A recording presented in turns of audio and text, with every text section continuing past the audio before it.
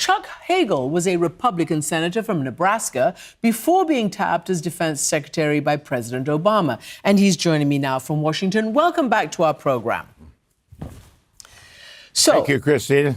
Defense secretary and also still a Republican. We'll get into what kind of Republican in a moment. But do you agree with Senator Bennett, Democrat from Colorado? This is unacceptable. This is a whole load of other words that he used there. What's your reaction? Well, I think Senator Bennett's comments were appropriate. My reaction is amazement, astounding. Is this gross incompetence? Is it recklessness? Is it both? It's certainly confusion.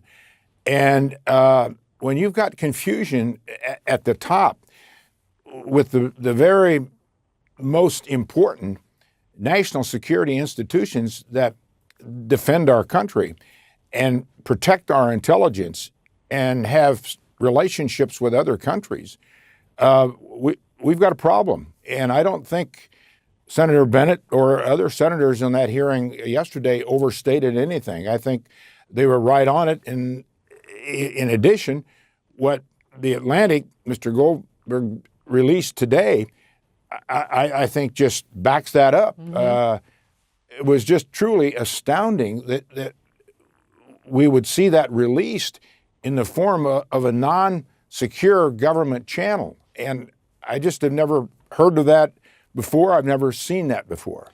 So that I was going to ask you, had you ever seen anything like this before? So let me ask you one of the most important questions, because the White House says that these were not war plans, that the story is a hoax, you know, the typical blame the messenger. So I want to ask you two questions. Are they war plans, what you've read? I mean, they seem to me rules of engagement. I've been in the field. I wonder what you think. And B, is this information that ordinarily would be considered classified? Well, I think it is information that would ordinarily be classified for obvious reasons. I mean, details of a strike, a war strike, it's going to kill people, do damage. That's the intent of it. I think that is classified information. And you can parse words, or you can parse dimensions of the issue, and is it a war plan or a war strike? But it's all the same, and in many ways you can say that the specifics of a war strike, which this laid out, is even more important, and probably should be even more classified than war plans. But all of those, I think, are classified. Yeah, and should be classified. And it's interesting you're mentioning the use of semantics, because Hegseth, over the last 24 hours or so, has insisted, and he's basically denied, we didn't text any war plans. I mean, it's not true. It's untruthful. Would you agree? And this is the current Defense Secretary of the United States. Well, it is untruthful. And I'm sorry to see that for obvious reasons, because this is a baseline. This is a new administration that's barely been in office 2 months. And our allies, our friends, relationships that we've depended on for years and years to share intelligence, not just NATO, but countries all over the world. When they see this, they lose trust. They lose confidence in us. And I hear from ambassadors all the time. What are we going to do? What should we do? What are our alternatives if America is doing this? And then they see this kind of incompetency that's public and reflected and pretty clear. That just goes deeper into their mistrust and lack of confidence in us, and there are consequences for that. And there'll be significant consequences for that. What kind of consequences? I just want to, follow your lead for a moment, because not only were these war plans, attack plans, strike plans, used over this commercial satellite, in, violation of protocol, and I'll get to that in a second. But they said the most awful things about European allies. I mean, it was like a kid's coffee klatch. Oh, the Europeans are pathetic. Oh, let's figure out how we can do this and make the Europeans pay. Oh, I'm fed up with bailing out the Europeans. I mean, what is it with them in Europe? Well, I don't know. Answer your question, what is it with them in Europe? But I think it reflects what the president has said. President Trump has said that the Europeans and NATO allies are freeloaders, and they've taken advantage of America since World War II. And to say those things, and again, in open channels, really, just reflects where the president and I think this administration are. But back to my point about consequences and how dangerous things like this are. The post-World War II world order, with all its problems, with all its flaws, has worked out pretty well.